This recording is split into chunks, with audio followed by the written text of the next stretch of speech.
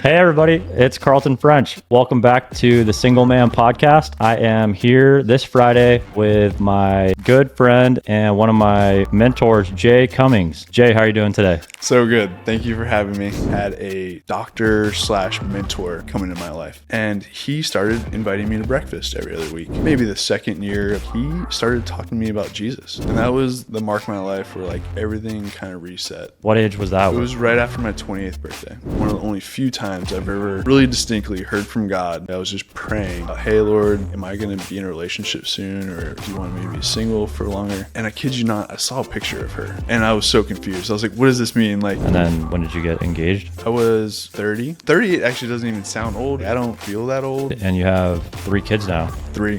Marriage is a ministry, and parenting is a huge ministry. And the Lord's really put on my heart, especially this year, of just how important the role of being a dad is. The story about parenting isn't glamorous, but it's amazing and it's full. There's just nothing like being a dad and having little kids who love you and look up to you and need you. If you're in a rut right now, I would just recommend writing down 50 things that you're grateful for. Pursue God in all you do. Don't get too caught up in trying to figure out and control everything in your life, but do take a step towards Him, and I think He'll take a step back to you.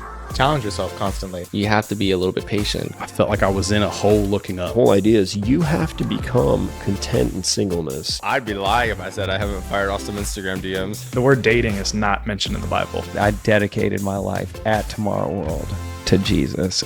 Welcome to the Single Man Podcast, where we delve into candid conversations with Christian men about their journey to faith, advice for their younger selves, and navigating dating. With a heart to reach men from all walks of life, dive into real stories of redemption, growth, and the hope found in following Jesus. I'm your host, Carlton French, a 29-year-old single Christian, and I'm excited for you to listen to this week's episode. Let's jump into it.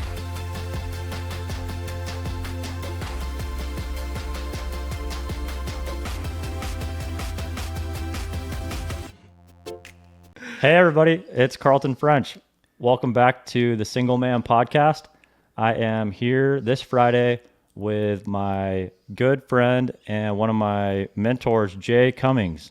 Jay, how are you doing today? So good. Thank you for having me.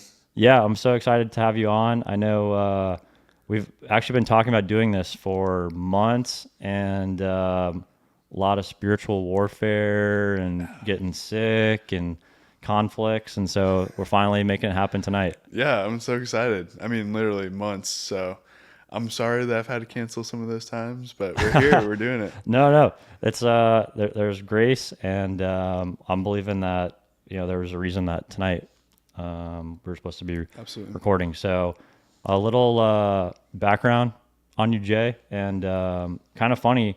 The very first person I even told the idea of the podcast or the vision I feel like God was giving me for it was you last October. We were getting lunch and just catching up.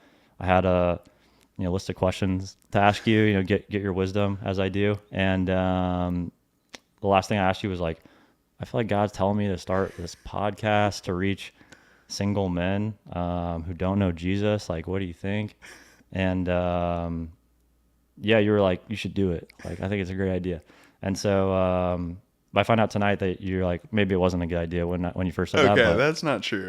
First of all, I'm honored that was the first. I didn't know that. Yeah. But I maybe just didn't understand the angle and the purpose. So yeah, I believed in you. You're just that type of person that will do whatever you say you're going to do. And yeah, I'm just super honored to be here and a huge fan already. I love listening, and I'm certain that this is impacting people, and I'm just so proud of you. I couldn't believe that you said in your episode that you didn't even really want to do it, that you're just following what the Lord told you to do. And that's just so you. And for those people that don't know you, like, this is Carlton, and you're just amazing, and I'm proud of you and so grateful to be here. So yeah, thanks for having me. Well, thanks, Jay. Thanks for the kind words. And yeah, I think it's been crazy just to see what God's done with the podcast to this point and the impact it's had, and believing that this episode today and your story is going to impact the lives of single men. So thanks for coming on.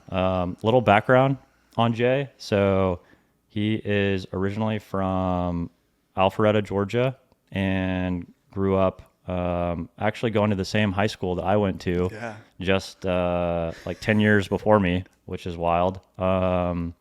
And so we have like a lot of similarities kind of in our stories in that way. So it's kind of funny. And now you live back in the suburbs of Atlanta, in Roswell, and you work as a general contractor, which is awesome. And you're like crushing it right now doing that. And hobbies, you have a lot of cool hobbies. Hockey, which is like unique, being in Atlanta, I feel like. Yeah, ice hockey. And golfing and Survivor.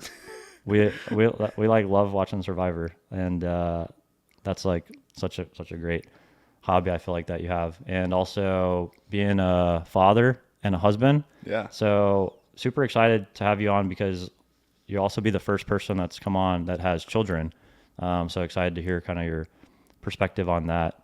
And so just excited to have you here. And I guess like anything you think I left out that the audience needs to know about you? No, you pretty much nailed it. Excited. So hit me with the questions. Let's go. Yeah, love it. And okay, so jumping in, the last week or so, kind of ask everybody this: what's been a high, what's been a low, just so people can get to know you a little bit more. Yeah. More interesting than anything, and going back to our roots of Milton High School, had my 20-year high school reunion. Yeah. That's weird saying. Like, I don't feel that old, but how old are you? 38. Okay. Yeah. Yeah. It sounds like, I mean, when I was like in my mid-20s, like 38, that's so old. But Yeah. I don't like see you as old now. And 38 actually doesn't even sound old. It's just 20 years removed from high school. That's like, oh dang, that's been a while. Yeah. Right. Yeah. So that was the high or the low? That was a high. It was an interesting experience, not amazing, but not bad. And like, I'm glad I went. So that was good. Okay. And wanted to share that. Low, luckily nothing that's been a crisis in our life. But life is very busy. I'm especially busy with work right now. It's not always like that, but it's funny. It's not the most important thing in my life, but it has some of the most accountability in my life. So, my faith comes first, and then my family, being married and having kids. So it's just been a lot to juggle those things alone, not to mention other aspects of life like health and social and friends and everything else. So right. I'm really feeling like I'm surrendering a lot right now, that I'm just embracing the imperfect, which is a little bit of a struggle, but maybe that's just where the Lord wants me to. So yeah. Okay, great. Well, thanks for making the time to come down today. And my pleasure. I know you do a great job of just like balancing everything. So I guess I try. I'd be, interested in kind of starting things off with, growing up, going to the same high school as me in Alpharetta. What was kind of your upbringing like? And, at what point did you really come to know who Jesus was? Yeah. Happy to share all that. My story really takes a pivotal turn in my mid-20s. Yeah. So I'll paint you a picture. Actually, I'll ask you a question first. Yeah. What do you think, just on average, like someone of the world, not necessarily a believer, but a man in their mid-20s, what do you think like an ideal life would look like for them? Yeah. Like mid-20s, don't have a faith or anything. Right. Just doing, yeah. Okay. Just living for you. Yeah. I feel like that's what, my kind of motivation was looking back on when I was in my mid-20s was like, how much money am I making? How many girls am I talking to? How many social media followers am I getting? What's my clout, so to speak, or like my influence? How can I increase those things? How can I meet cooler people? How can I make more money? How can I meet more women? Like I feel like that was what I always thought about, was like me. What can I do for me? Yeah. So probably that, I'd say, is like what a successful, by the world's book, mid-20-year-old would look like. Yeah, and that's kind of what my life looked like. Pretty much everything you said. Maybe not the social media clout. Again, I'm a little bit younger than you. Yeah. Like in my mid-20s, everything looked good on paper. Like I had a great job, Fortune 500 company, had financial freedom, traveled all over Europe, like just traveled in general. had lots of fun, like did lots of fun activities, going to concerts and parties, Yeah. had a great social network, had interest from females, good family, friends, purchased my first house. So on paper, it's like, wow, like this looks really good. And yet I had a lot of purposelessness. I felt empty, like there was a void, like there had to be something better to life. And I just couldn't figure it out. And I was like really lost in my mid-20s. So I'll come back around that. I mean, I grew up and I didn't really have, I did go to church. So my parents took us to a Catholic church though. And I feel like looking back now, I didn't have the right perspective of God back then. I really just thought like going to church and God, like he just wanted us to be good people. And I tried to wrap my head around that. And I think I just never felt like I was good enough or that I fit in. And I naturally just didn't really want anything to do with God in that point. Yeah. But I did believe in like being a good person. And I think early on that kind of was my identity, to be a good person. Like I'm the oldest child. So, I, really lived for like the affirmation of my parents of like doing good and like being a good son and making good grades and being a good athlete and, just things by the book like that made me thrive. But like moving, like as I grew up, I really just was like, okay, this isn't really fulfilling. Like what else is there to life? And this being like just doing things by the book? Or? Yeah, just like being a good person. And honestly, just looking back, like I was trying to figure out like what life was all about. I didn't know any of this. This is all me just looking back and having some perspective on life. But yeah, I would say like early on, it was about being a good person. And then when that didn't satisfy like my desire for life, I think that's where like you get a little bit older in your teenage years and you want to, be friends with a lot of people and please a lot of people, and you kind of just do what they're doing. And that's where I think I started a new stage of life. Like, oh, okay, well, like I do believe in being a good person, but why can't I just be a good person and then like do some of these fun things? Like, that's probably when I started partying, like in high school. Yeah. I remember, I started getting drunk on the weekends when I was like 16 years old. And that probably went on for like 10 years of my life. So that's just one example of like in that kind of teenage years of rebelling a little bit and trying to figure out what life was about. And then that continued a lot into college too. Again, like, you just go with the flow and you do what the world tells you to do. You make good grades and go to college, and then you party there and you meet girls and hang out with your friends, and it was great. Like there was a lot of happiness. And I would say that would like be the next stage of my life was like, okay, like I think the purpose of life is happiness. And that really defined my early to mid 20s of just like, hey, I'm going to look out for me. And, I still believe, I still have these morals. I was raised to be a good person, but like, yeah, like, why wouldn't I do everything in my power to be happy? So that brings me back to where we started, like going after the good job and success and the girls and the travel and the parties and all that. Yeah. But yeah, I just felt empty. And something pivotal happened in my early 20s. I had a doctor/mentor come into my life. And he started inviting me to breakfast every other week. And how did you like meet him, or how did he come into so your he life? was actually my chiropractor. Okay. And it was bizarre because he went out on a limb and just invited me. And I thought, hey, this guy is like super successful. He trains all these athletes, like NFL stars. And I've always been a sports fan. So I was like, wait, who are you? Like, that's crazy. And I wanted to ask him all these questions about these guys. And he completely captivated me with these stories. And he cared about me.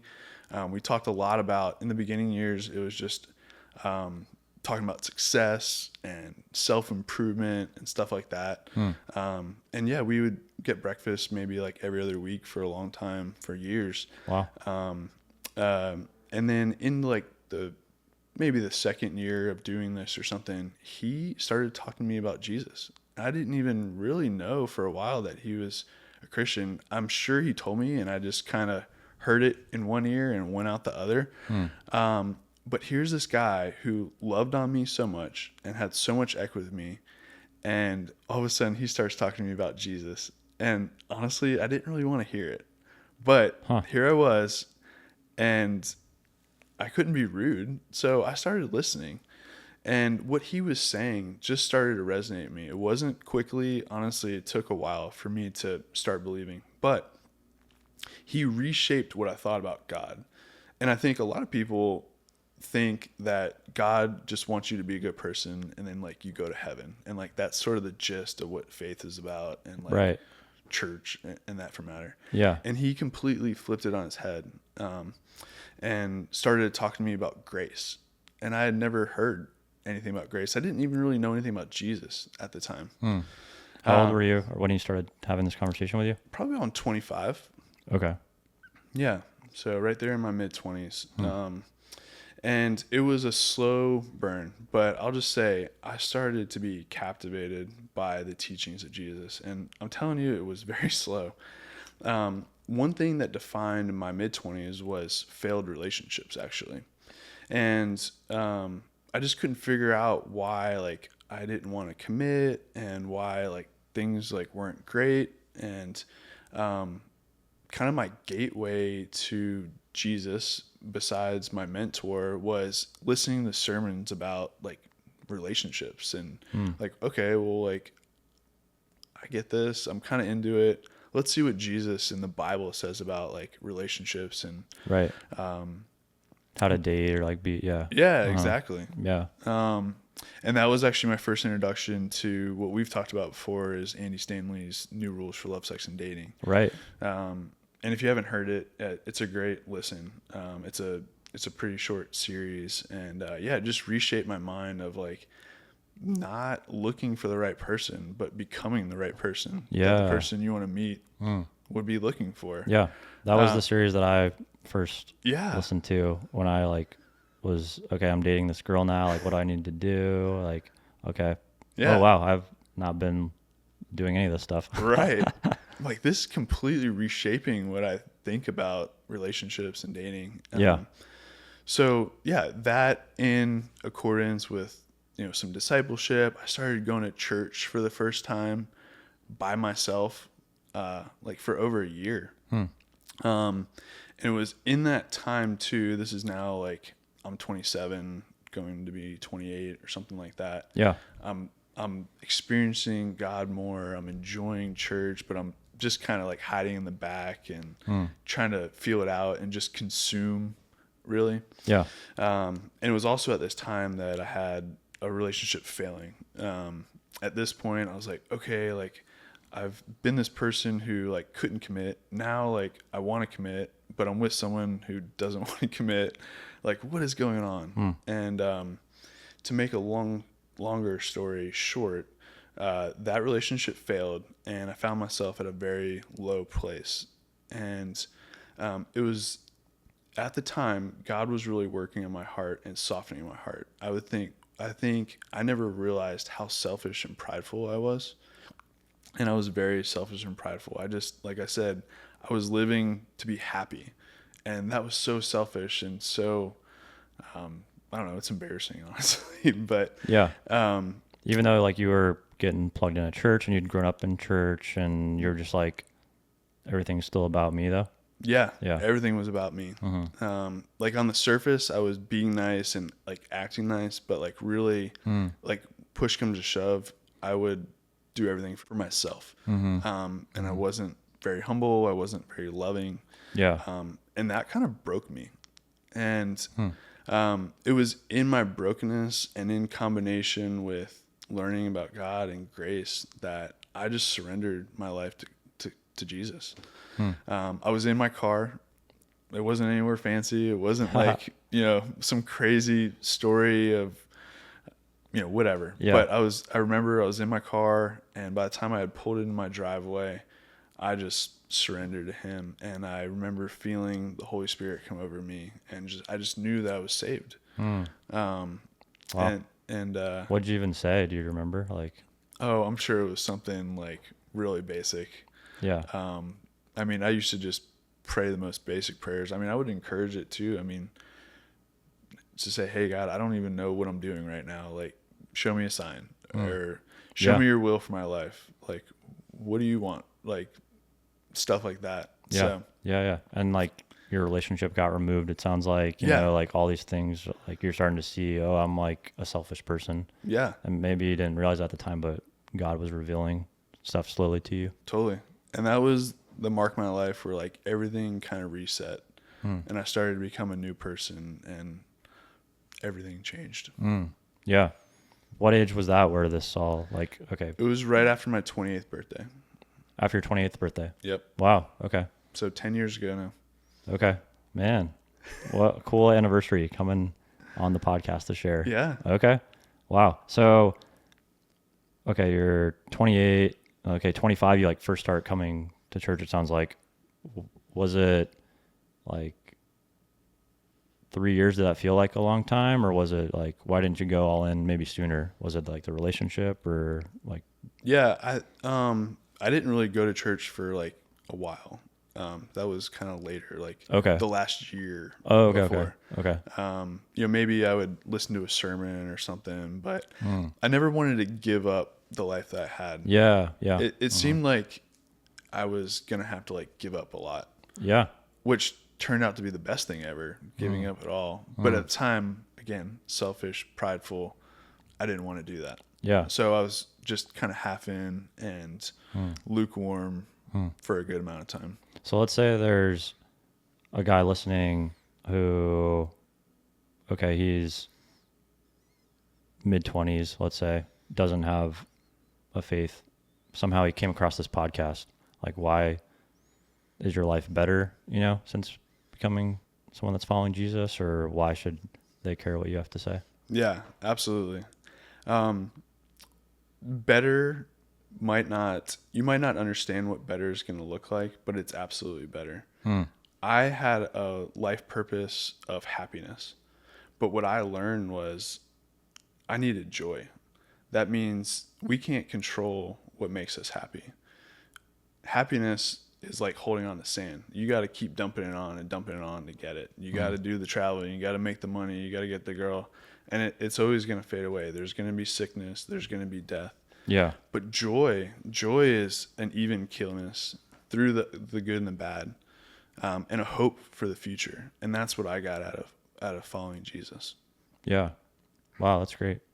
So let's say, looking back on what you know now, are there resources or, things that you would recommend for, okay, if you could go back and talk to 28-year-old Jay, like, hey, here's what you should be doing. Like, do this. Or like, there's maybe some guys listening that they're trying to understand faith or what they believe. Did you have any major ones for you?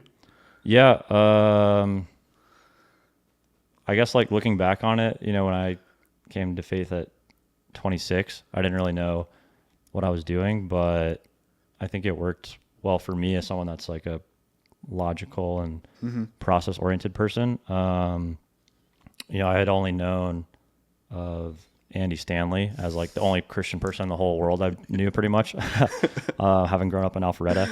And so I listened to his dating series that we talked about, New Rules for Love, Sex, and Dating, and then a couple other of his series, like popped up on YouTube. And so I listened to one called Grown Up Prayers, and then another one called The Bible for Grown-Ups.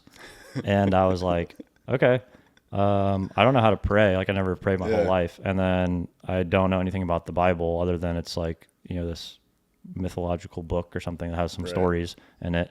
So like that actually helped me a lot understand, okay, like why to pray or like how to pray. And then also what the historical like relevance of the Bible is. And it's not just like a fairy tale. It's like people's actual experiences with Jesus that have like written about him. And then also there's like, it's all a lot of history of what's happened. And so that was really enlightening to me. And then also I did a few other things where I started to actually like pray okay, God, if you're real, like I want to see in some way today, and like actually do that.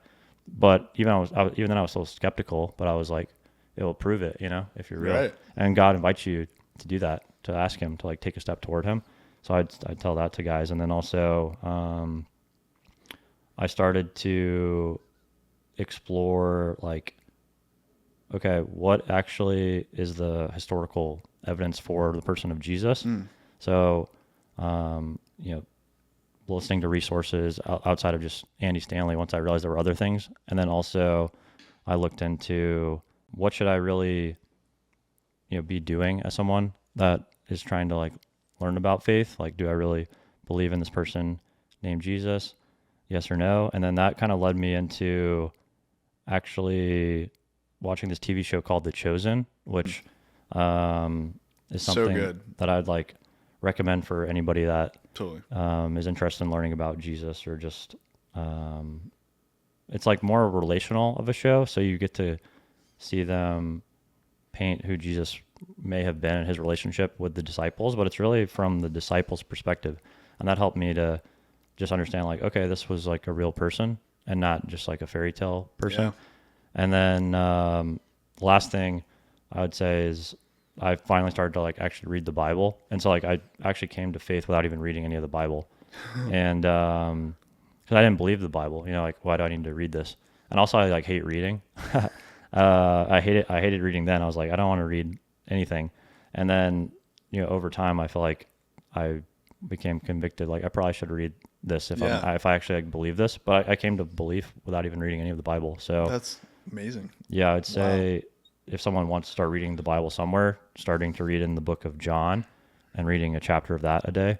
And then, they could start reading the book of Acts afterward. So it's good recommendations. That's awesome. Yeah. And I think we could ask so many people and everyone would say something different. Yeah. I guess I'll start at the Bible because I was sort of the same way. I got into podcasts first and like listening to sermons. Okay. But like looking back, I would say like have fun. Like it's not like you don't have to open up a King James Version Bible. Like you don't have to go to a stuffy church. Like have fun figuring out who God is, challenge him. Like you said, like you can take a step and ask him to take a step back. And I believe he will. And yeah, even talking about the Bible, because you just left off of that. I never knew there was different translations of the Bible. Yeah. Like I literally just thought like, oh, there's just a Bible. Right. And the first time I opened up, I don't even remember which one it was at this point, but the first time I opened up like a more modern, I would say, Bible, like the words came alive to me and I got excited about reading. So I hope someone out there would be encouraged by that. I really recommend the New Living Translation for like a starter Bible. But there's so many, and yeah, like find one that you enjoy. I would also make sure it's like accurate. And there's resources for that. Maybe we can like share New Living Translation. Yeah. And ESV or NIV. Yeah. CSB is a good one too. Okay. NIV is the one we use at church, but yeah. Try the NLT. See what you think. I like the NLT. I read the Bible in a year last year, and that was in the NLT. So it's great for reading. I would say maybe switch it up for studying, but for reading, it's so good. Yeah. Yeah. That's great. Okay. But and there's so many resources. I mean, I would hope that you would find a church you like too. That'd be great, and a community to do this with. But yeah, we had mentioned podcasts, so like finding other sermons that maybe aren't the preachers of your own church. For me, we have amazing teachers at Passion City Church. Lou Giglio, Grant Partrick, Ben Stewart, Brad Jones. Early on for me, Tim Keller was so influential in my life. Right. Matt Chandler at a Village Church in Texas, and several others too. So yeah, just finding subjects and listening to those guys talk about it just filled my soul, and I would just devour that. Yeah. What was it like? So when you were 28, 10 years ago, was it like you could just go on YouTube and watch sermons of different people, or like find a podcast like this where guys could like hear other people's stories? It was more podcasts. It was podcasts then. Yeah. Okay. And yeah, that somewhat existed pretty good. Okay. Back then, yeah, Okay. and even more so now. But right. yeah, it was mostly podcasts for me. Okay. Actually, after I heard Andy's Love Sucks Dating, Yeah. that led me to Louie's Boy Meets Girl. And that's Yeah. how I found Passion City Church. Oh, really? Yeah, I didn't even know about Passion City Church. And then I listened to that and I was like, oh, this guy's in Atlanta. I Right. need to go check that out. Right. So I walked in for the first time and I was like, oh, this is really cool. And I was like, man, this worship music's really good. And I got home and I looked up the song and it was Chris Tomlin singing. And I didn't know who Chris Tomlin was. And if you don't know who Chris Tomlin is, he's a huge Christian artist, like huge. Yeah. And he was the one like singing worship that day. And I was like, oh, he's like the worship leader of this church. And like, he's a pretty big deal. Like, that's cool. Anyways, getting back to the question about resources. Yeah. Worship music's a great thing too. Like I would encourage everyone to find worship music you like. And that's a great way to connect with God. Almost like praying lyrics. It's a holy time for me. Like when I'm in worship, I love that. We mentioned the sermons, getting into community. Yeah. Just like showing up at church, I feel like. Yeah. Like you said, okay, this guy's in Atlanta. Like, let me just show up. Yeah. And I think that was something too that was important for me, was just So being there on a Sunday. Like, get out of bed and just like find a church near you and just go, even if you don't know anybody, and like sit in the back and just absorb. Yeah. Try to meet people too. I took way too long to do that, but it was fun. And then there's so many books. One that was super influential for me, I can't believe you haven't read this one, but Wild at Heart by John Eldridge. Yeah. I told you I don't like reading. Suck it up, Carlton. This is worth it. Yeah. But I just think every man should read that book. It's fun. It talks about adventure, but it also helps you understand who we are and how God can speak into healing, like our insecurities and our wounds. It was a really powerful book, and I've read it a couple times. I need to read it again. It's so good. For the ladies listening, there's one called Captivated by John Eldridge too, and that's more female driven. Oh, okay. Check that one out. Shout out to the ladies listening to the Single Man Podcast. Yeah. So speaking of the ladies, Jay, great transition into dating. So, being the Single Man Podcast, we talk about how guys came to faith, advice they'd give their younger self, and how they're navigating dating and relationships. So excited to have you on as the first guest who's actually birthed children or been part of the process, with your wife. So that's really exciting. I'd love to have you talk a little bit about like what dating looked like, maybe, before you came to faith, then like as you were coming to faith, you had like some breakups, it sounded like, and then how'd you actually meet your now wife? Yeah. So I missed the apps like era. Okay. They did exist, but I just never like got onto it. Yeah. And then I know it took off. So Christian Mingle and Farm. Yeah. Yeah. I think it was just like eHarmony and Match.com. Okay. Yeah. Okay. Where's like a website. I don't even think there was an app. No apps. Okay. I don't know. Maybe. Yeah.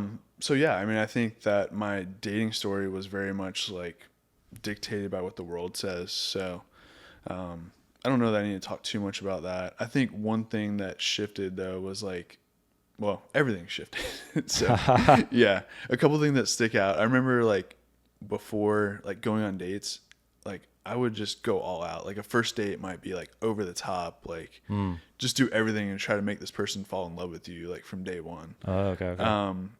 And yeah, I mean, there was selfish ambition in that too, like being sexually active before I became a believer. Really took a lot of rethinking and changing my mind to understand like why that's God's design to save sex from marriage. But I mentioned that to say like I really had to get into community and figure out what Christian dating looked like. I had no idea. In fact, I just decided to be single for a while after I got into church because like I don't know anything. I got a lot of problems. I don't want to get into a relationship just for it to mess up. So yeah. Okay. And I know you talked about taking like a year off of dating. Yeah. Did you like intentionally take a year, or was it just okay, I'm just not going to date, and it ended up being a longer time? I never intentionally did it, but it just kind of worked out that way. Yeah. Okay. In fact, so I was saved in May, and then actually met my wife a few months later. Okay. But we didn't start dating right away. So I told you I was involved with Passion City Church, and I got involved in serving like right away. One of our friends that got me into leading student ministry, which is like high school students at our church. Yeah. And I started the same year, the same time as my wife, and I had never met her before, but that was the first time I ever saw her, was in this new volunteer door holder orientation. Okay. And yeah, she caught my eye, and I was like, "Oh, who's that?" But then again, in the back of my head, I was like, I can't say anything right now. Like, I'm a brand new Christian. I don't know what I'm doing. So, yeah. This is when you're like 28. Yep. Okay. Exactly. I mean, I was fresh out of a relationship that was hard, and actually, I didn't know at the time, but she was still in a relationship, soon to be broken up. Oh wow. But we ended up getting baptized like around the same time, and like just being in the student ministry, like we had some mutual friends, so I did get introduced to her. And again, I didn't do anything at first, but I was just kind of, I was like, oh, this, whatever, not really thinking much of it. And then several months later, fast forward to December, we had a few interactions before that of hanging out and like some mutual friends, and I got to see her, like, not in a date one-on-one situation, and I thought really highly of her. I was already attracted to her, so I actually asked her out in December. Okay. And we went on a date. But here I am, this baby Christian, pretty fresh out of a relationship. I just found out she was fresh out of a relationship. I freaked out. I was like, oh no, I don't know if like I'm ready for marriage or like moving Now forward. we're like second date, we have to like propose, like And I was just like, oh gosh, I can't do this. Like, I don't want to break anyone's heart again, and like I just want to be respectful, and like I'm scared. Like I don't feel like this is right timing. So I actually called her. I was like, hey, I'm sorry, but I don't think like this is a good like time for us to be continuing. Right. It was kind of awkward, and she gives me crap about it still. Yeah. But and then we didn't date for a year and a half. Okay. So a whole year passed really before I even thought about her again. Really? Even though we were in the same circles, we really didn't see each other that much, which was maybe a God thing. I think I went on like one date, and it was nothing, and that was it. Yeah. And I really, funny thing was, I actually thought so highly of her that I tried to set her up with a friend of mine. I was like, hey, I'm not ready. Like, this girl's awesome. Like, maybe you guys should talk. Yeah. I'm so dumb. But God had a plan. And it's wild. One of the most influential times, and really one of the only few times I've ever really distinctly heard from God, was in like a year later after we had dated. I went on that one date. I was praying about something random.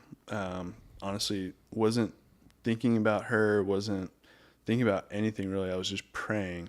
And I might have been praying about, hey, Lord, like, do you have someone for me that you like, am I going to be in a relationship soon? Or like, do you want me to be single for longer? And I kid you not, I saw a picture of her. Like my eyes were closed. I was praying, and this doesn't happen all the time. Like, I'm a normal guy. Like, it kind of freaked me out, but like I knew it was from the Lord, and I was so confused. I was like, what does this mean? Like, we didn't work out. Like, it had been like a while since you even had kind of like talked to her or something. Yeah. Like we had maybe crossed paths, but like never texted, called, anything like that. Right. And I kind of felt like that was the Lord telling me to like talk to her. And I didn't even know what that meant. Like, talk to her to be friends, talk to her to what? Like, no, like this didn't work out. And over the next few weeks, we would see each other all the time. Like, all of a sudden we started seeing each other, and I started to get like feelings for her again, like just eyes for her, like, hey, this is like weird. In our interactions of like just saying hi, like it just felt like really natural, and like, man, like this girl is awesome. And it was a lot of like challenging God, of like, Lord, you got to be really clear with me right now. Like, if this is supposed to be something, like, I don't think this is, but if this is supposed to be something, I trust you, but you got to let me know. and these occurrences would keep happening. I mean, this happened for like several weeks in a row at church on Sunday. And there's this retreat weekend in February for the student ministry. And we actually then got to see each other there. And I was like, hey, do you want to have a conversation with me? Like, we haven't talked in a while. You like asked for that? Yeah. And like, we Hey, sat do you on wanna, like, talk. we sat on these rocking chairs in front of this cabin. And of course, all my high school guys were like peeking through the window, like spying on me. Yeah. But it was in that conversation. I was like, when we get home, I'm going to call her and ask her out. I didn't do it there. And then the next day, I asked her out, and then we went on a date and never looked back. Wow. That's amazing. Yeah. So the funny thing is that was in February, and then we got engaged on the anniversary of our first date. The same day? Yeah. December 4th. Really? You did it on purpose? It was on purpose. But like, that's our day now, that our engagement day. December 4th. Yeah. Wow. First date and engagement. First date. First date. And you have your second first date. Then we have a second first date. Oh, wow. Okay.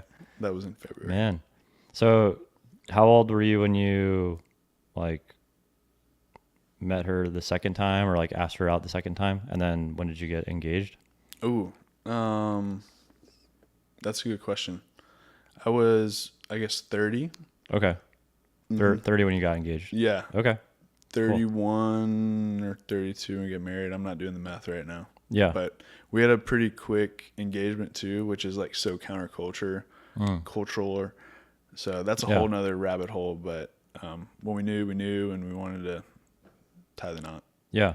So would you recommend short engagement? I would. Yeah. It's really easy to get caught up in the details of wedding planning and all the flowers and event, and the wedding is the main event. And I would just focus on being married and letting God take care of all that.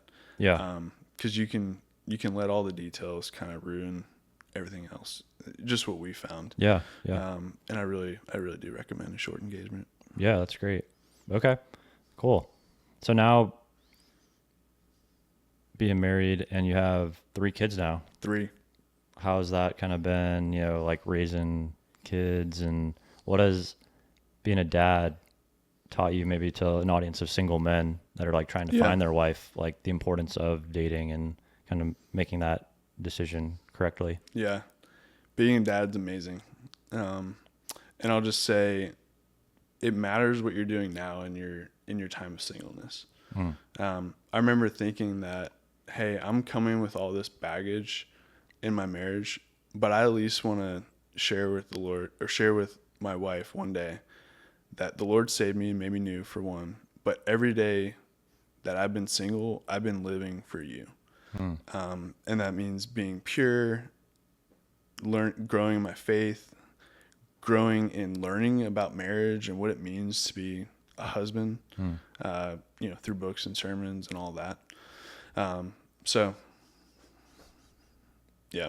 What was the second part of that question? Yeah. I think I lost train of thought. No, that's great. So now that you have 3 kids, like what is it like raising kids? And, like, I guess that's what, as a single person, you like, at least for me, I have a desire to be married, and I think it will happen one day, in God's timing. Absolutely. And you like feel like that's what, that's like what you're aspiring to, or that's what like culture, the world says, like, oh, you got to get married, then you have kids. It's like, what is it actually? Yeah. Well, for me personally, and this may not be everyone, and not everyone will have kids, and I think that's great. I think God has a purpose for everyone, and will use that for your good and his glory, no matter what. But for me personally, he's revolutionized the way I think about parenting. And this isn't something you would, or I at least thought about when I was single, but that's why it matters what you're doing now, because you're preparing your heart for the woman that you're going to marry. And then the purpose of marriage is to do what you couldn't do together better married. So marriage is a ministry, and parenting is a huge ministry. And the Lord's really put on my heart, especially this year, of just how important the role of being a dad is. I was thinking about it, and what the Lord has revealed is that no matter what I could do on my own in this lifetime, it would never equal what my kids can do if I raised them to follow the Lord.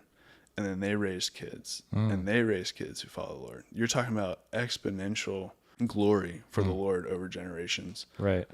So that's just been pressing my heart today or this year really. And, it's not easy. Life is crazy. Yeah. It's very full and very hard, but, that's the purpose there. And it's so cool how he uses us and allows us to raise other humans to Right. help glorify his name. He doesn't need us to, but he allows us to. Yeah. Wow. What is it like? I don't know, almost, I guess you're like a team, right? Like you and your wife, like, what is it like, day to day, right? You're not like going on crazy dates and I don't know, like what the world like glorifies dating to look like when you're day to day at your house with your kids. Yeah. It's wild because here I am, this guy that came from this selfish lifestyle of like being happy and doing everything for me. And my world is not like, the story about parenting isn't glamorous, but it's amazing and it's full and it's a lot of work. And there's just nothing like being a dad and having little kids who love you and look up to you and need you. It's wild. So it's every emotion. It's better than anything you can imagine. And it's also harder than anything you can imagine. I'll just be honest. Yeah. Wow. Especially as you get into multiple kids. Yeah. Right. So speaking to guys that are single now, what maybe should they be trying to do to like become a better potential husband or dad one day? Any advice you'd have in that regard? Yeah. I wouldn't overthink it. Again, my advice is like, enjoy your faith walk, but lean heavy into your faith walk, because if you follow the Lord, he'll make your path straight and he'll take care of you and he'll fill every need. I'm not equipped to be a dad, but he's equipped me somehow, supernaturally. Yeah. So just lean into that and you'll learn and you'll get it. But stay chasing after the Lord. What do you think about like looking at your life to this point, Jay, and maybe the season of life specifically? Like, is there a verse that's kind of been resonating with you recently or something that God's put on your heart to kind of encapsulate your life? Honestly, I'm not that great or spiritual, but I do try to memorize scripture. So I just have a random set of verses I've been trying to memorize. I'm not going to embarrass myself by trying to recite it right here, so I'm just going to read it. Yeah. And it's just super practical. It's from Philippians 4. It's verses 4 through 9. And I'm going to read you the NLT version because I talked about that and I really like it. And I do almost have it memorized, but again, I'm just going to read it for you. Yeah. All right. Always be full of joy in the Lord. I say it again, rejoice. Let everyone see that you are considerate in all you do. Remember, the Lord is coming soon. Don't worry about anything. Instead, pray about everything. Tell God what you need and thank him for all he has done. Then you will experience God's peace, which exceeds anything we can understand. His peace will guard your hearts and minds as you live in Christ Jesus. And now, dear brothers and sisters, one final thing. Fix your thoughts on what is true and honorable and right and pure and lovely and admirable. Think about things that are excellent and worthy of praise. Keep putting into practice all you learned and received from me, everything you heard from me and saw me doing. Then the God of peace will be with you. And yeah, this is just like, it's so good for me in the season I'm in right now because I just have a lot. And if I'm not careful, I do get anxious. Yeah.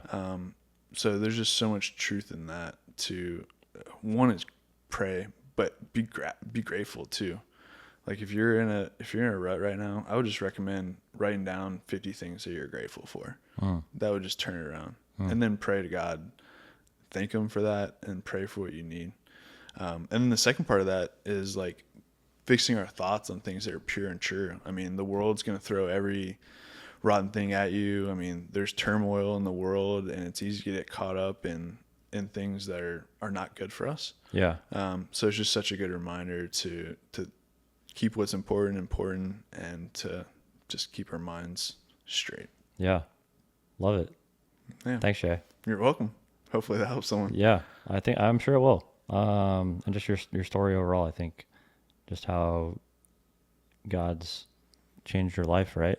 To Absolutely. like be where you're at now and having 3 kids and marriage and, balancing everything, but doing your best at it. And you don't necessarily maybe know how to do it, but God's equipped you and like he's continuing to equip you to do it. So yeah, thanks for coming on and just like sharing and being vulnerable and speaking about it. I think it's going to help a lot of single men out there. You're welcome. Thank you for this platform, and I wish you all the best in what you're doing. Yeah. So last thing, Jay, I ask everybody this. So let's say a guy has been listening the whole episode here, specifically single men that are listening. What's one thing you want them to take away heading into Friday night or the weekend or, another weekend they're out with friends or drinking, date tonight? What would you want to tell that one guy? I'll say just a couple real quick. Again, the goal isn't happiness, guys and girls. Pursue God in all you do. Don't get too caught up in trying to figure out and control everything in your life. I think if you pursue God, then he'll make your path straight. Actually, I'm going to read another verse. There's a verse in Psalm. Yeah. It's Psalm 37:4, and it says, Take delight in the Lord, and he will give you your heart's desire. Commit everything you do to the Lord. Trust him, and he will help you. And that's so cool because it's simple. Just focus on him. And that part about desires is what I believe is he can also change your desires. So whatever you're worried about right now or think you want, he can change your desires. And he's done it in my life. I'm pretty sure he's done it in yours. Yeah. So keep it light. This isn't supposed to be hard. Like, don't chase after him begrudgingly. Challenge him if you need to, but do take a step towards him, and I think he'll take a step back to you. Yeah. Love it, Jay. Last thing, I feel like, I don't know, I've never done this on an episode before, but I feel like this is episode 20, which is like, toward the middle of what I'm planning to do, 52 total episodes. Let's say, there's a guy that's been listening or a girl that's been listening or someone's been listening that they don't have a relationship with Jesus right now, and they've been listening this, to this episode or, your story or another guy's story who's come on has resonated with them.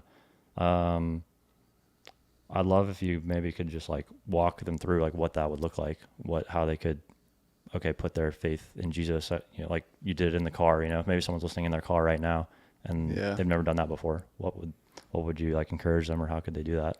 Yeah. I don't think there's a playbook for it. Yeah. But there's some key fundamentals. And again, be honest with yourself and with God. Challenge him as you need, but ask him to reveal himself. And when he does, look deep at yourself. And I think we all need to see the hurt, the insecurity, the sin in our hearts. But in that, I believe that God will meet you there, and you'll feel tremendous grace, and that you'll know that you're a child of God. And I would just encourage you to surrender your life, surrender whatever it is you're holding on to that you don't want to let go of. It may be hard, it may be scary, but I promise you that he will take care of you, and he will change the desires of your heart, that he will make everything right. That doesn't mean life will be easier. In fact, it won't, probably. I'll warn you there. But there's peace and love and joy on the other side of that decision. So I just encourage you to do that. Yeah. Wow. Thank you so much, Jay. You're welcome. I appreciate it. If you enjoyed this episode, if maybe you said a prayer or you want to like accept Jesus for the first time, would love to know that. So would love for you to leave a comment or send me a DM on Instagram or something like that, so we can celebrate with you. Thank you so much for listening to this episode. If there's a single man in your life that you think would resonate with Jay's story, would love for you to send them the link and encourage them to check it out. We'll be back next Friday with a new episode. Thanks for listening to this week's episode of the Single Man Podcast. If someone you know would benefit from this week's episode, I'd love for you to text them the link and invite them to listen. You never know how a simple invitation could change someone's life. We'll be back next Friday at noon Eastern, 9 a.m. Pacific, with a new episode. Until then, check out the video version of the podcast on YouTube, and you can engage with us on Instagram, TikTok, and Facebook.